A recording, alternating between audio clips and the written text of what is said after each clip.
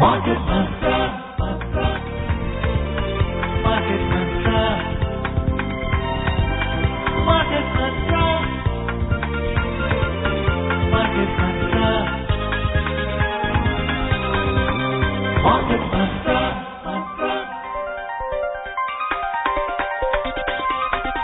Market Mantra. Namaskar and welcome to the Monday edition of Market Mantra, the program in which we give you a complete update on the economic news of the day. And today, friends, we shall also be taking calls from you on any queries that you may have on economic, business and stock market news. But please do remember that we do not address company-specific queries. Well, you may call us on the numbers 2371-7106 and 2371-7117.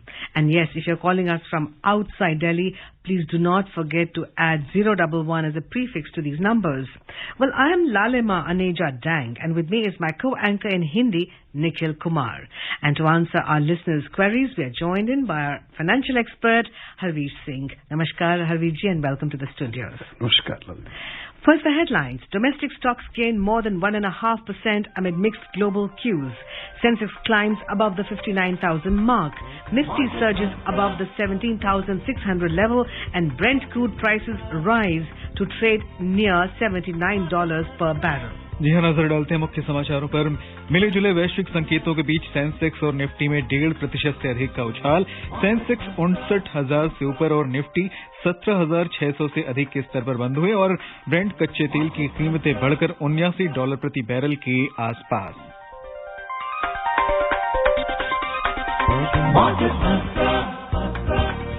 Sensex और Nifty में 1.5% से अधिक का उछाल दर्ज हुआ। वैश्विक share बाजारों से मिले सकारात्मक संकेतों के बीच दोनों सूचकांकों का मिला जुला रुख था। सेंसेक्स 59,000 से ऊपर और निफ्टी 17,626 के स्तर पर बंद हुए। बॉम्बे स्टॉक एक्सचेंज का सेंसेक्स आज 1.6% की तेजी से 929 अंक उछलकर 59,183 पर बंद हुआ। नेशनल स्टॉक एक्सचेंज का निफ्टी भी 1.57% की वृद्धि से 272 अंक बढ़कर 17,626 पर दर्ज हुआ। विस्तृत बाजार की बात करें तो बीएसई मिड कैप इंडेक्स में 1.1% का उछाल देखा गया और स्मॉल कैप इंडेक्स में 1.19% की बढ़त दर्ज हुई। The Sensex and the Nifty today rose more than 1.5%. Both stocks gained amid mixed global cues from the global equity markets. The Sensex closed above 59,000 and the Nifty settled above 17,626 level. The BSE Sensex climbed 929 points or 1.6% to trade at 59,183. The NSE Nifty also surged 272 points or 1.57% to trade at 17,626. In the broader market at BSE, the mid-cap climbed 1.1% and the small-cap index surged 1.19%. In the Sensex pack, shares of 29 companies climbed while 5 slipped. Bajaj Finserv was the top gainer as it climbed 3.6%, followed by Bajaj Finance, which gained 3.5%. ICICI added 3.3%. On the other side, Dr. Reddy Lab fell 1.1%, Mahindra & Mahindra slipped 0.9%, and Tech Mahindra ended 0.3% down. In sectoral indices, 18 out of 19 sectors gained. Bankex gained the most as it rose 2.6%, Finance gained 2.4%, and Metal added 2.1%. The overall breadth of the BSE trade was positive as shares of 2,672 companies gained while 894 fell. Shares of 132 companies remained unchanged. And now we are joined by Jitendra from Jaipur. Yes, Jitendra, please ask your question. हाँ, मेरा प्रश्न है कि अभी PSU sector में finance में क्या invest किया जा सकता है? जैसे एक टूरिज्म के ऊपर फाइनेंस है, एक पावर के ऊपर फाइनेंस है, क्योंकि रीजनेबल प्राइस मिल रहा है, तो पीएसयू सेक्टर का है, तो क्या हम जा सकते हैं लंबे अवधि के लिए?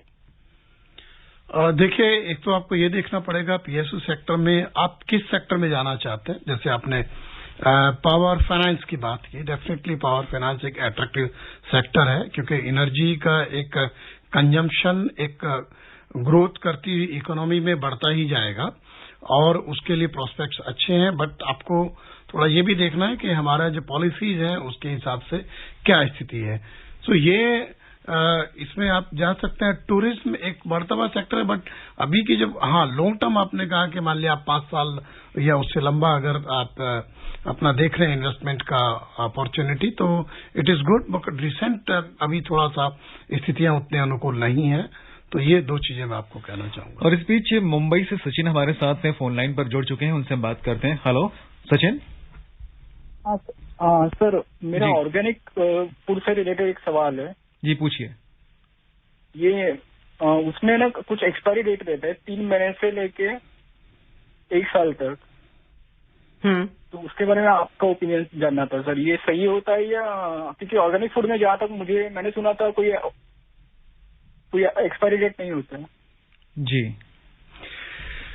नहीं, देखिए जो फूड है वो कोई ना कोई एक प्रोडक्ट है, वो ग्रेन हो या दूसरे प्रोडक्ट हो, उसमें जो एग्रीकल्चरल प्रोडक्ट्स हैं, और उसके बाद फिर आप के पास प्रोडक्ट कई बार प्रोसेस्ड होके पहुंचता है। तो जो प्रोसेसिंग के बाद की जो स्थिति होती है कि वो एक तो ये माना जाता है कि हमेशा बेस्ट बिफोर का एक लेबल सभी प्रोडक्ट्स के ऊपर लगाया जाता है। अगर ये आपका अनब्रांडेड या उस तरीके का है वहां आप छोड़ सकते हैं, बट बाकी जगह होता है। और एनी प्रोसेस्ड फूड वो ऑर्गेनिक हो या दूसरा हो जिसको ऑर्गेनिक नहीं कहते, मेरा मानना है कि दोनों के बीच में कोई बहुत ज्यादा अंतर नहीं होता। And scientifically there is no study जो दोनों के बीच में बहुत बड़ा अंतर पैदा करते हो। ये बात अलग है कि किसी फूड में अगर केमिकल रेजिड्यूज और ये सब ज्यादा है तो वो तो कभी भी सेहत के लिए अच्छा नहीं होता, बट दोनों में बहुत बड़ा डिफरेंस नेचर के हिसाब से बड़ा मुश्किल होता है। और ये है कि वो जो एक्सपायरी डेट जिस प्रोडक्ट के ऊपर लिखी है, क्योंकि जो FSSAI की जो गाइडलाइन है उसको पूरा करते हुए लिखा जाता है, तो ये ऐसा नहीं है कि प्रोडक्ट हमेशा के लिए ठीक होता है, ऐसा कभी नहीं होता। हर प्रोडक्ट का डिग्रेड होने का एक कोई भी हो नेचुरल प्रोडक्ट हो उसका भी एक समय होता है। जी हरवीर जी, एक प्रश्न मेरे मन में ये आ रहा था कि जैसे उन्होंने ऑर्गेनिक सेक्टर की बात की, बहुत से लोग अब एग्रीकल्चर सेक्टर में जाकर के अपना काम करना चाहते हैं, आने वाले समय में कुछ बढ़त इसमें देखने को मिल रही है?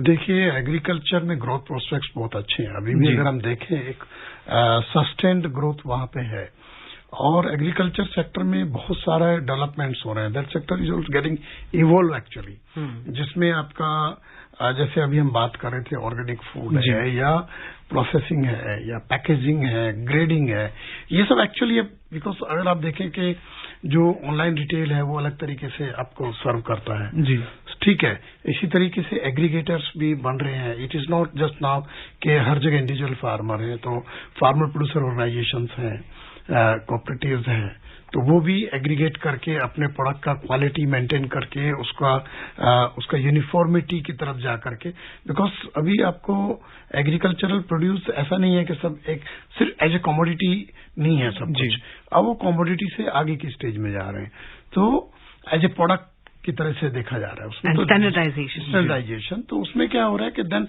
डेफिनेटली ये सब होगा तो अपॉर्चुनिटीज क्रिएट मिलेंगे मौके। And the fact that agriculture was not adversely impacted by the pandemic shows that we have hope in this sector. Well, we are now joined by Gurunath, who's calling us from Thane. जी गुरुनाथ जी, सवाल पूछें। जी ma'am नमस्कार। नमस्कार जी। औरवीर सिंह जी को भी नमस्कार। जी नमस्कार। Sir मेरा inflation के बारे में सर सवाल है। सर ये जो होलसेल प्राइस इंडेक्स और कंज्यूमर प्राइस इंडेक्स, सर इससे RBI या गवर्नमेंट सर ये अपना जो कंज्यूमर प्राइस इंडेक्स है इसको कम करने में ज्यादा जोर देती है सर, तो ये जो होलसेल पे क्यों नहीं सर, इसका रीजन क्या है? देखिए एक तो ये है कि RBI जो फोकस करता है अपना, वो उसका जो मैंडेट है वो CPI को लेकर के मेनली है 4% ±2 जो उनका एग्रीमेंट है साथ में सरकार के, तो वहीं पर फोकस रहता है। और क्योंकि कंज्यूमर के ऊपर कितना इम्पैक्ट आ रहा है डायरेक्टली वो उसको लोग ऑब्जर्व करते हैं, बट ये फैक्ट है कि जो WPI है वो लगातार डबल डिजिट में है कई महीने से। सो ये उसका जो एक तरीके से जो दोनों के बीच में एक गैप है वो ट्रांसलेट तो होता है CPI में, but sometime it is not necessary, क्योंकि ये डिपेंड करता है कि कई बार बिकॉज रॉ मटेरियल जो है वो काफी महंगा है, उनके प्राइसेस ज्यादा है। तो जो प्रोडक्ट मैन्युफैक्चर होता है, क्या वो इंडस्ट्री, वो मैन्युफैक्चरर उसको पूरा पास ऑन करने की स्थिति में अभी है क्या? मार्केट कंडीशंस क्या है, कंपटीशन कैसा है? तो इससे भी इसका एक इम्पैक्ट आता है। All right, before we go on any further, let's go in for a short break and we shall be back soon. Stay tuned, friends. बड़े भैया, इस कहावत को जरा एक्सप्लेन तो करिए कि पानी यूं मत डाले जाओ, ऋतु देख के फसल उगाओ। सिंपल है छोटे, कि अपने लक्ष्य को दिमाग में रख कर इन्वेस्ट करना सीखो, पैसा ऐसे ही मत लगाते जाओ। ओ, तो ये बात है। हाँ छोटे, अगर पढ़ाई के लिए या किसी की शादी के लिए जोड़ना है रुपया, तो उसी हिसाब से तो इन्वेस्ट करना पड़ेगा ना भैया। बड़े भैया। हाँ छोटे। भारत के सबसे बड़े स्टॉक एक्सचेंज NSE द्वारा निवेशकों के हित में जारी। सोच कर, समझ कर, इन्वेस्ट कर। स्वागत है आप सभी का एक बार फिर से प्रोग्राम मार्केट मंत्रा में। Yes, and let's take a look at the rupee now. जी हाँ, अंतर बैंकिंग विदेशी मुद्रा बाजार में $1 की तुलना में रुपया आज 8 पैसे मजबूत होकर 74 रुपए 26 पैसे पर पहुंच गया। विश्व की 6 प्रमुख मुद्राओं की तुलना में डॉलर की स्थिति दर्शाने वाला डॉलर सूचकांक 0.17% बढ़कर 95.83 पर कारोबार कर रहा था। And now we are joined by Rinki calling us from Balrampur. जी रिंकी, सवाल पूछें। नमस्कार मैम। नमस्कार जी। जी, आपके साथ एक्सपर्ट है, उन्हें भी मेरा नमस्कार। जैसे मैं जो मेरा क्वेश्चन है वो ये है कि जैसे शायद शेयर बाजार को या फिर बॉम्बे स्टॉक एक्सचेंज को पहले शायद दलाल स्ट्रीट के नाम से जाना जाता है। ये दलाल स्ट्रीट है क्या? इससे थोड़ा कुछ सर इन्फॉर्मेशन देंगे? धन्यवाद। देखिए, दलाल स्ट्रीट की को एक आप उसका एक तरीके से नाम बोल देते हैं, बट वो तो बम्बई स्टॉक एक्सचेंज ही है जो है, तो एक टर्मिनोलॉजी में बोलते हैं। और नहीं, ये तो देखिए, आप जैसे आप वॉल स्ट्रीट बोलेंगे या दलाल स्ट्रीट बोलेंगे, बेसिकली एक लोकल जो वहां पे जगह है उसको भी उसके साथ में रिलेट किया जाता है। तो क्योंकि वो एग्जिस्ट करता है वहां पे, इसलिए इसको बारे में दलाल स्ट्रीट बोल देते हैं। बट ऐसा मार्केट ही है, जो है स्टॉक मार्केट ही है, बट वो निकनेम कई बार पड़ता है, उसी तरीके से उसको बोलते हैं। सर्वेश्वर दलाल के नाम पर ये स्ट्रीट दलाल बोलते हैं। दलाल स्ट्रीट है ना। जी। And now let's take a look at the Asian markets. Well, before that, we are joined by KK Sehgal now, and he's calling us from Kolkata. जी सहगल जी, आप सवाल पूछिए। जी। Everyone. Ji. I have two questions regarding. Yes, please. And may I request you to lower the volume of your radio set close by, please, and then you can start. Is there any capital tax on inherited property? And my second question is there any government scheme by which we can deposit the capital gain which has accrued so as to avoid payment to the government? He's saying capital tax on inherited property. Is there a capital tax on inherited property?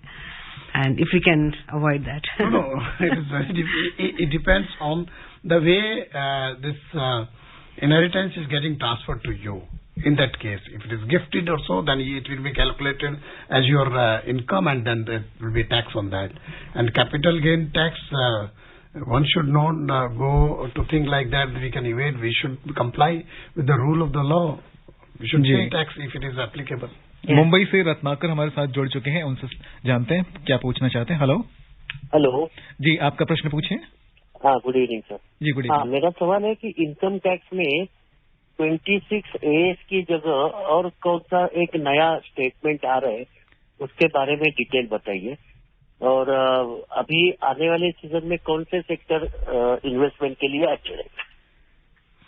देखिए, कौन सा उसमें close आ रहा है ये तो पहले कैसे बताया जाएगा, because always it is a financial minister prerogative, और पार्लियामेंट का एक ये है उसके ऊपर प्रिविलेज। तो और अभी क्या प्रपोजल है क्या नहीं है ये सब तो पहले से पब्लिक नहीं किए जाते।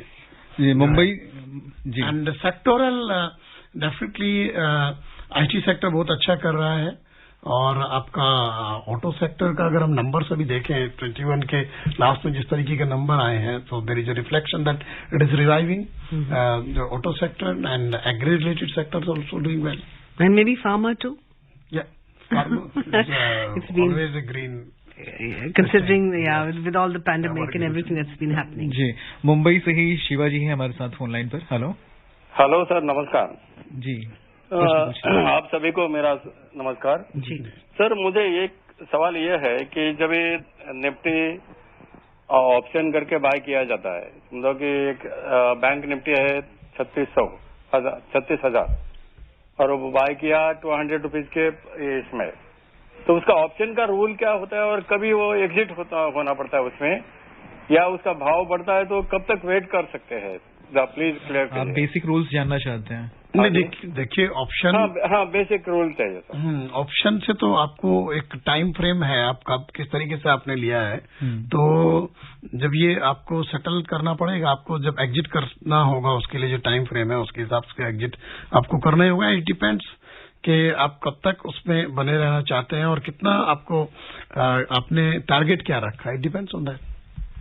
And now let's take a look at the Asian markets. हाँ, एशियाई बाजारों की अगर हम बात करें तो नववर्ष के पहले कारोबारी दिन ओमिक्रॉन संक्रमण और मुद्रास्फीति के दबाव के कारण एशियाई शेयर बाजारों में आज कारोबार मिला जुला रहा। दक्षिण कोरिया के कोस्पी में 0.4% का उछाल रहा। सिंगापुर का स्ट्रेट्स टाइम्स सूचकांक में 0.3% की वृद्धि दर्ज हुई। वहीं दूसरी तरफ हांगकांग का हैंगसेंग 0.5% लुढ़क गया था। चीन के शंघाई कंपोजिट और जापान के निक्के में आज कारोबार नहीं हुआ। यूरोपीय शेयर बाजारों में आज अंतर दिवसीय कारोबार में बढ़त का रुख रहा। फ्रांस के कैक में 1.2% की वृद्धि दर्ज हुई और जर्मनी का डेक्स 0.9% लाभ के साथ बंद हुआ। वहीं लंदन के FTSE 100 में अवकाश के कारण आज कारोबार नहीं हुआ था। Right, we are now joined by Gaurav from Ghaziabad. Yes, Gaurav, please ask a question. हरवी जी नमस्कार, happy new year to you all. Thank you. हरवी जी, मेरा सवाल है, ये बड़े बड़े डैम बनते हैं, they are causing lot of damage to the environment. ऐसा काफी जगह पढ़ाई में आता है, सुनने में आता है। अभी केन बेतवा लिंकिंग प्रोजेक्ट है जिसमें अगेन काफी एनवायरमेंट को डैमेज होगा। क्या छोटे छोटे डैम बन के, छोटे छोटे चेक डैम और छोटे छोटे स्टोरेज जो पॉन्ड्स बन के, गड्ढे बन के, जैसे देवास डिस्ट्रिक्ट में बहुत बड़ा डेवलपमेंट हुआ, वैसे हमारे बुंदेलखंड में नहीं किया जा सके? Why government is going for big big project which are causing damage? या ये it is very difficult to manage small dam, small cost effective नहीं होते, या क्या वजह क्या है कि बड़े डैम बनाने पड़ते हैं which are causing damage to the environment? Thank you. असल में देखिए, ये एक डिबेट का इशू है कि बिग डैम्स आर गुड और नॉट, लेकिन आप ये देखिए कि और बिग डैम कहाँ हो सकता है और चेक डैम कहाँ हो सकता है, छोटे डैम कहाँ हो सकता है। जहाँ हमारी नदियां ऐसी हैं जिनमें पानी का फ्लो कम है और वो सीजनल उस तरह से है, तो वहां पर आप छोटे डैम से काम चला सकते हैं। और ये मैं आपको बताऊं कि बहुत सारे इलाकों में वाटरशेड मैनेजमेंट के तहत छोटे चेक डैम बना करके काम हो रहा है। वो आपका बुंदेलखंड में भी होता है, बाकी जगह भी है। और even I have seen some 20 years back आपका जो अरावली के फुट हिल्स में जगह जगह छोटे चेक डैम बना करके और उनसे इरिगेशन फैसिलिटीज क्रिएट की गई हैं। और बट वो क्या है कि उनका एक कैपेसिटी का एक लिमिटेशन होता है कि कितना इस्तेमाल कर सकते हैं। वो आपका वाटर यूजर एसोसिएशंस बना करके उस तरीके से हुआ है। जहां तक बड़े डैम का है कि बड़े डैम का एक इशू ये है कि वो दोनों काम करते हैं। एक तो जो वाटर आपका फ्लो होके सी में चला जाता है, तो उसका यूज आप इरिगेशन के लिए कर पाए, आपके पास पानी है, लेकिन अगर आप उसका इस्तेमाल ना कर पाए तो फिर उसका कोई इस जो नेचुरल रिसोर्स है उसको फिर आपके लिए ठीक नहीं है। और ये सेंचुरीज से हो रहा है कि बड़े डैम बना करके बहुत बड़ा जो इरिगेशन फैसिलिटीज हम क्रिएट कर पाए हैं वो बिग डैम से ही कर पाए हैं। और साथ में आप जो हाइड्रो पावर भी वहां जनरेट होता है, तो दो पर्पज होते हैं और उसका जो है रेकरिंग एक्सपेंडिचर बहुत कम होता है। आपके पास जो नेचुरल रिसोर्स है उसका लगातार यूज होता है। And it is not only just for irrigation and power, dam का यूज फ्लड रोकने में भी होता है। So it's a multipurpose thing. और जब भी कहीं इस तरह के बड़े डैम डिजाइन होते हैं तो उसका पूरा सिस्मिक स्टडीज और बाकी सारे एनवायरमेंटल उसके जो कॉस्ट बेनिफिट एनालिसिस होता है उसके बाद ही इसके ऊपर काम होता है। तमाम सारे जो एजेंसीज हैं, ये जो ऑर्गेनाइजेशंस हैं, जो कि उसके ऊपर अपनी रिपोर्ट तैयार करके और तब एक कॉल ली जाती है। जहां तक आपने जैसे केन बेतवा का, ये एक रिवर लिंकेज का एक ड्रीम प्रोजेक्ट की तरह से है जिसपे हम लोग पिछले करीब 20 साल से बात कर रहे हैं। तो जाहिर सी बात है कुछ न कुछ एनवायरनमेंट का नुकसान होता है, बट कोशिश ये होती है कि कितना कम हो और उसको हम किस तरीके से कंजर्व करें या फिर दूसरी जगह उसको बैलेंस करें. So it is not that it is not required. It is always required. We need big dams क्योंकि बड़े जो इरिगेशन के जो आप फैसिलिटीज है, अगर आप देखो entire north India, north west India और इवन साउथ इंडिया, वो सब बड़े डैम बने और काफी पहले से इरिगेशन चैनल्स बने, तब हम लोग एग्रीकल्चर में यहाँ तक पहुंचे हैं. And so it's probably a mix of big dam and now we see a trend of going back to the traditional Baolis in many areas, recharging the water system. No, recharging water system is always welcome because if you have water available around, so and you can create ponds and water bodies around, so that rain water doesn't go out and remains around, and it increases the water level in the basically in the earth. Yeah, right. Well, we'll go in for another break, friends, and we shall be back soon. Stay tuned. बड़े भैया, इस कहावत को जरा explain तो करिए कि बूंद बूंद से सागर भर जाता है. सिंपल है छोटे, कि छोटी छोटी इन्वेस्टमेंट जुड़कर बड़ी इन्वेस्टमेंट बन जाती है. ओ, तो ये बात है. हाँ छोटे, जब ढेर सारे पैसे होंगे उस दिन का इंतजार मत करिए. जितना भी पैसा हो इन्वेस्ट करना शुरू करिए. बड़े भैया. अरे छोटे, भारत के सबसे बड़े स्टॉक एक्सचेंज NSE द्वारा निवेशकों के हित में जारी.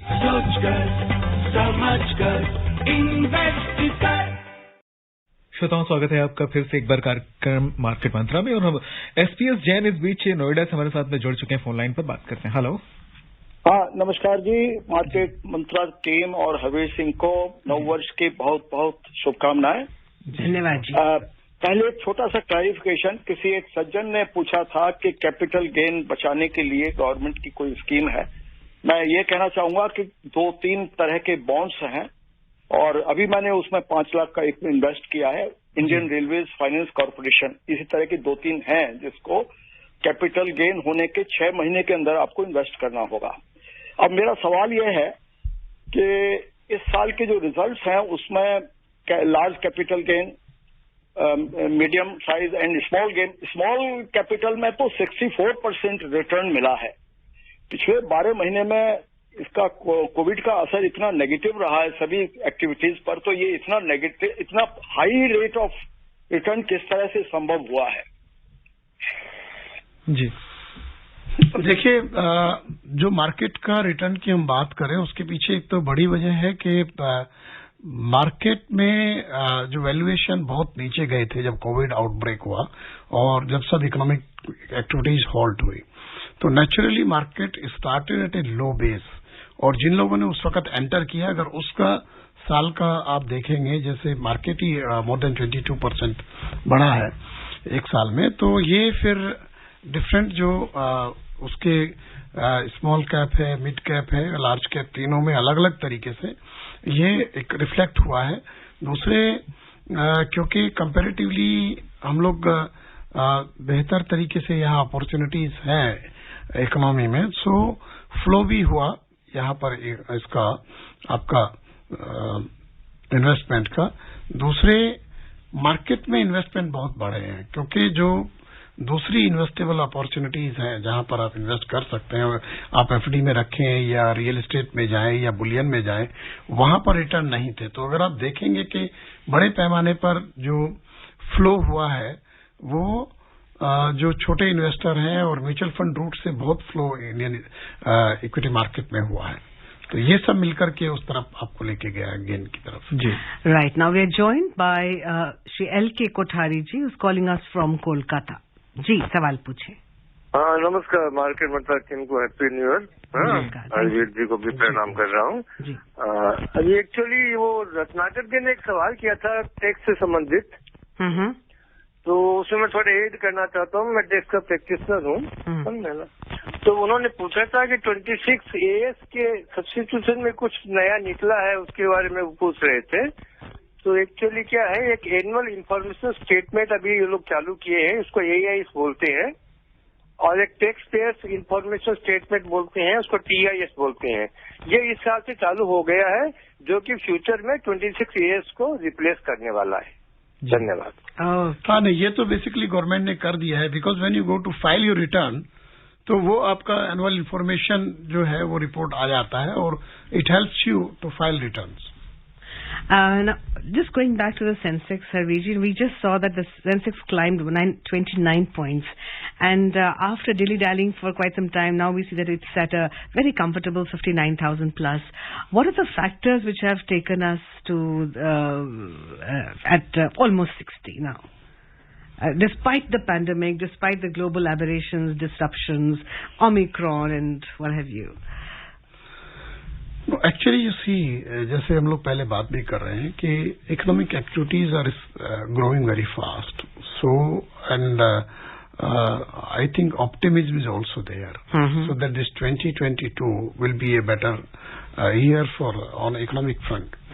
So that's why the market is maybe investors are also seeing that there is a opportunity at this time to enter into the market at a low value.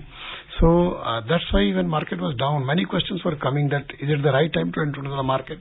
It means those who basically got the benefit of the high level of the market and those who were left out, they must be trying to find an opportunity and entering into the market.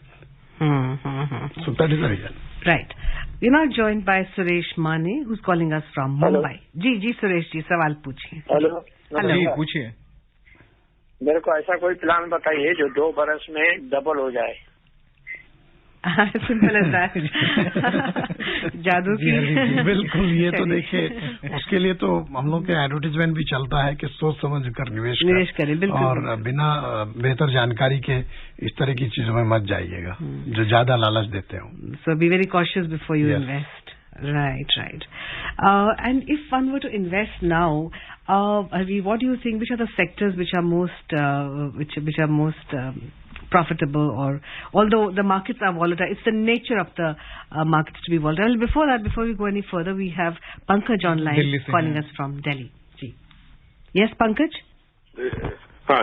Is there any rule regarding property or shares received from the after death of the father mother?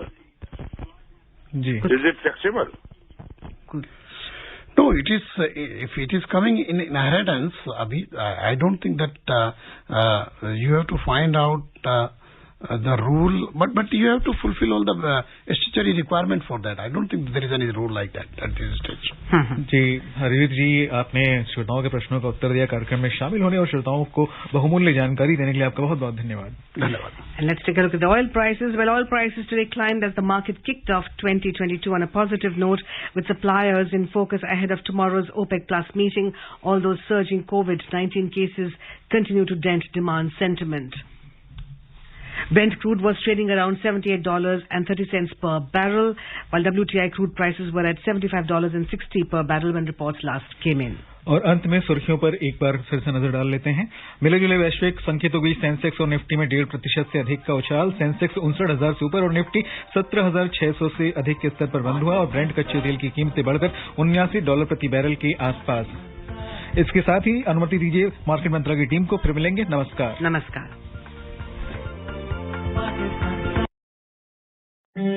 बड़े भैया, इस कहावत को जरा explain तो करिए कि आंख झपक जाए और अवसर बीत जाए. अरे छोटे, मतलब ये कि अगर आप निवेश करने के बाद उसे भूल जाएंगे तो उसे बेहतर बनाने के मौके आके चले जाएंगे. वो तो ये बात है. हाँ छोटे, निवेश के बाद उस पर निगरानी रखिए. आंखें मूंद कर सोते मत रहिए. बड़े छोटे. भारत के सबसे बड़े स्टॉक एक्सचेंज NSE द्वारा निवेशकों के हित में जारी. सोचकर समझकर इन्वेस्ट कर. मार्केट मंत्रा ब्रॉट